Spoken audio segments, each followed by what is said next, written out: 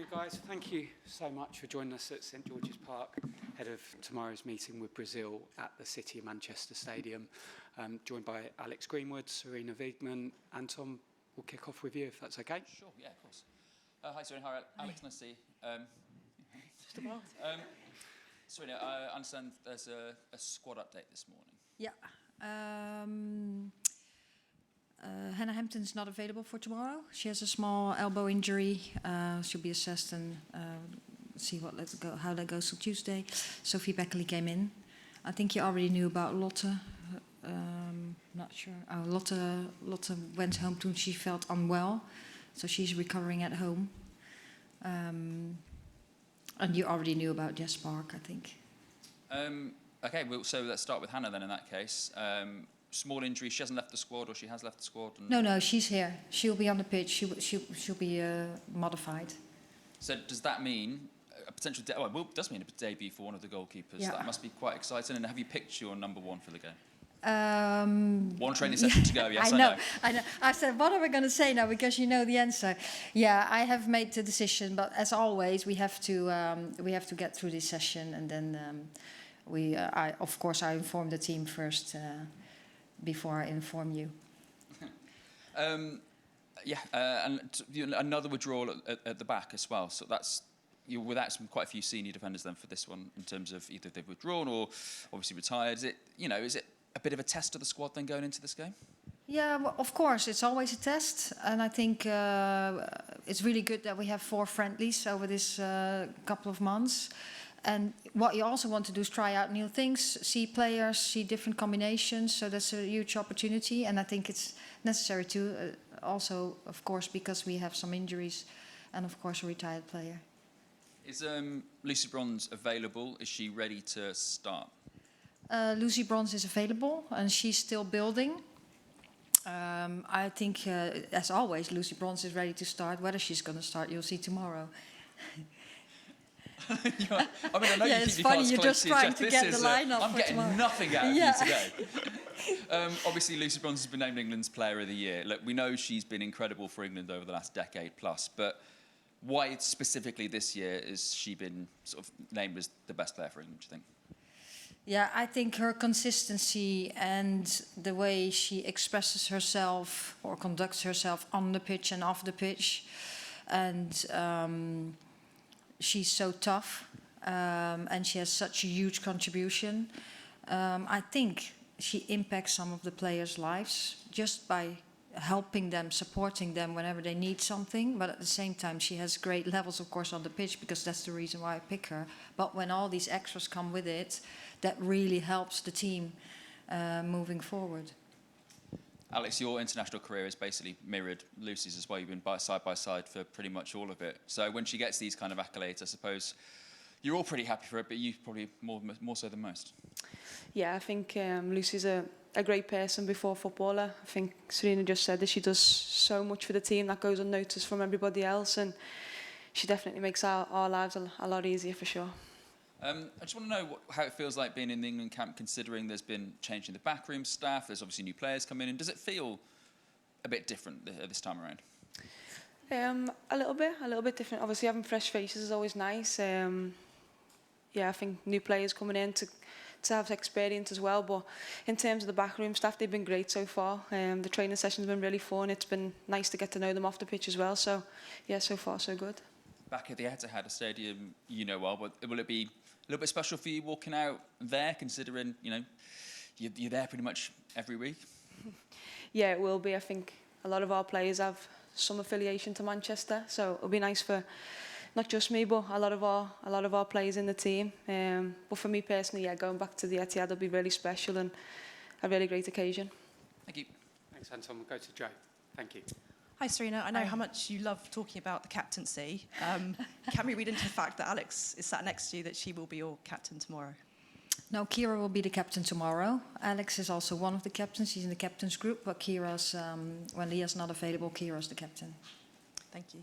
We got a line. Great. So you got, yeah, there you go. When she's starting. when she comes on. You've obviously been in this position before where you've won the Euros multiple times and then gone into what's kind of seen as a new cycle. How easy is it to adapt that mentality to park what's happened and go again? I think the players have, I think that's for everyone different. What we do always is, of course, celebrate, of course, review. What went well, what do we have to improve, what are the trends, and how are we going to move forward with, because time flies and we want to move forward. And that's how we approach it to the players. And of course, the player will adapt to that in her own way, and we're trying to support. So of course don't ever push away what we have achieved, because that's very special, and we always cherish that. But we have to move forward too, and we have, of course, we are already moving forward because there's a game tomorrow, and of course we want to stay on top. And this is the occasion or the opportunity to try out things. What we did last year too, when we qualified for the Euros and we tried out things, and some things will probably go well and some will not go so well, but it gives information about players, about ourselves, about opponents.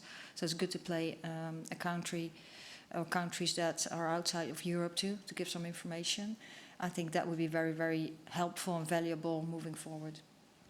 Hi, Alex. I remember in 2022 when you first won the Euros, you said that when you reach a big goal or a big high like that, sometimes it's hard to go again a little bit because you've just done this amazing thing. What's it been like this time for you compared to 3 years ago? Yeah, a little bit different, but I think just to reiterate what Sarina said, it's still important that we enjoy what we did in the summer. We haven't just turned up and forgot about it. We've talked about it. I think we'll continue to do that, but in the same breath, we're also focused on the next challenge, which is tomorrow, and the next 3 games after that. Thank you. Sarina, in terms of the scheduling of this game, I think it's somewhere in the region of 45,000 tickets sold. It's not quite a sellout. It clashes with Manchester United playing, and also I'm told there's only one train back to London afterwards. Is there any frustration with the scheduling of the timing and where it is, and it's not been giving a better chance to be a sellout? I think, first of all, of course, it's disappointing that people cannot come because there's no trains, but we can't control that. I think the time, Saturday afternoon, that's an opportunity for families to come, and we know that lots of families come to our games, and now they have that opportunity. So that's really good. And yeah, what we also decide, we go a little bit around the country to serve also our fans a little bit more up north, and we go back to London and Southampton next month. So that's what we're trying to do, and hopefully enough people can come to the game. And of course we also hope that they can travel through the counties, and I know it's a pretty big country, England. In terms of your opponents, Brazil, when you think of Brazilian football, you think of flair. What kind of a challenge does their style of football pose to this team tomorrow? Yeah, they're very physical and athletic. They have a lot of pace up front. They can play football, but they also really want to play fast forward, or some opportune game. So that will challenge us. And of course, you know, with the South American mentality, there will be a lot of flair. And well, we're trying to stay out of the fight a little bit and to play football. But they go one-on-one, and they want to challenge, and they want to get into those duels, but we're going to try to stay a little bit out of those duels. Alex, sounds like you're going to be staying out of fights tomorrow. But in terms of the game itself, the football, what are you looking forward to most? Yeah, challenging ourselves against an opposition we don't really get the chance to. I think it'd be a really good test for us to see where we're at, and yeah, I'm looking forward to it. Thanks, Joe. We'll go to Kit at the Times, please. Hi, Sarina. Hi, Alex. Sarina, can I go back to the players that are not here through injury? Obviously, it's not their fault that they can't be here with you, but when players miss a camp, how much are they at risk of maybe falling down the pecking order at all when they're not here? Well, I think all the time we look at... It's helpful player when she's available, of course when she's healthy, when she's available and when she performs at her highest level. That makes a chance of selection as high as possible.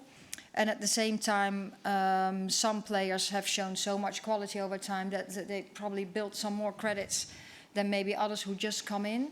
So of course it's not nice when you're not available. First of all, for the player herself, and for the club, and of course for country too, because we want all the players to be available. So we have lots of headaches to pick players. So yes, it's better when you're available because then you can show yourself. Can I also ask about something that happened last week?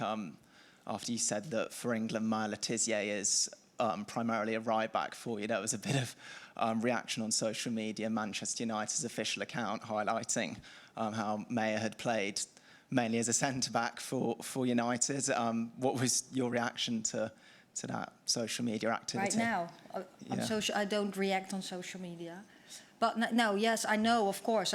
I watch Maya all the time too, and I think she does a great job.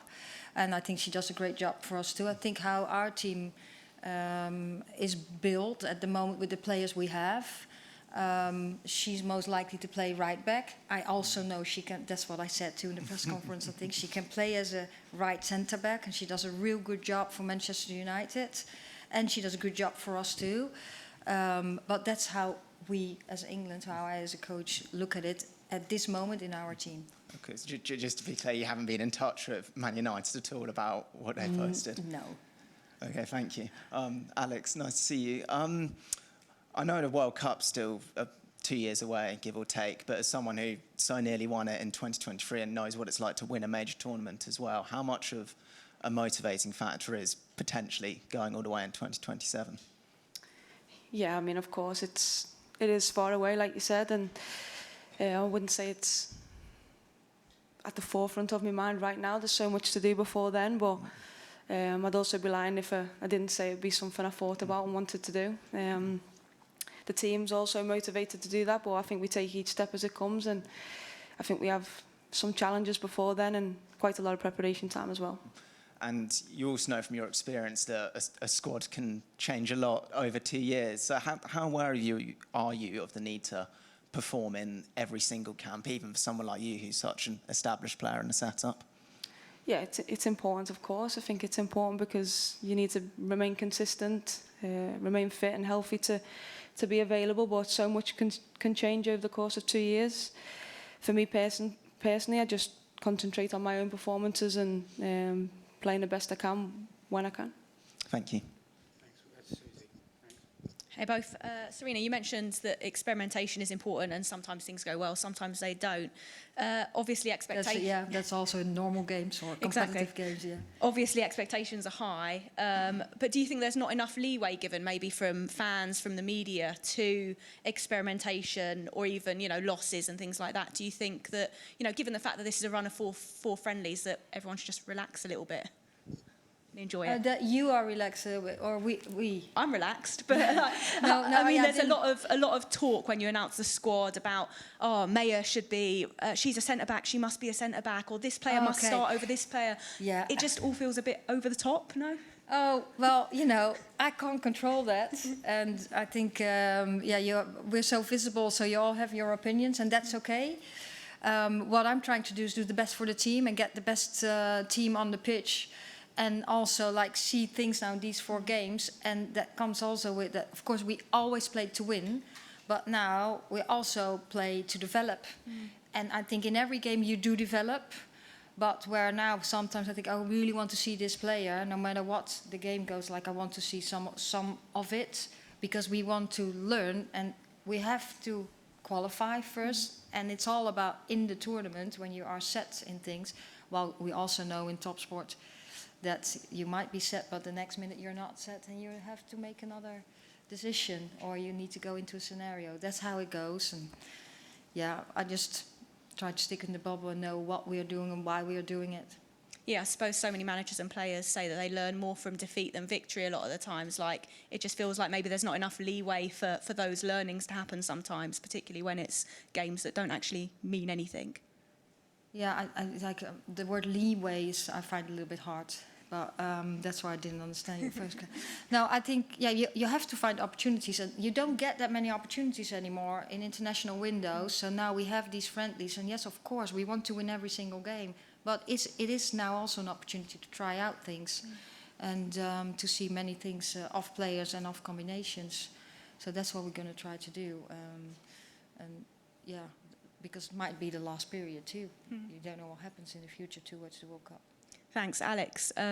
Obviously, you mentioned that the coaching staff look differently, and you're kind of enjoying getting to know the new people in the roles. What have the sessions been like? Are they very different?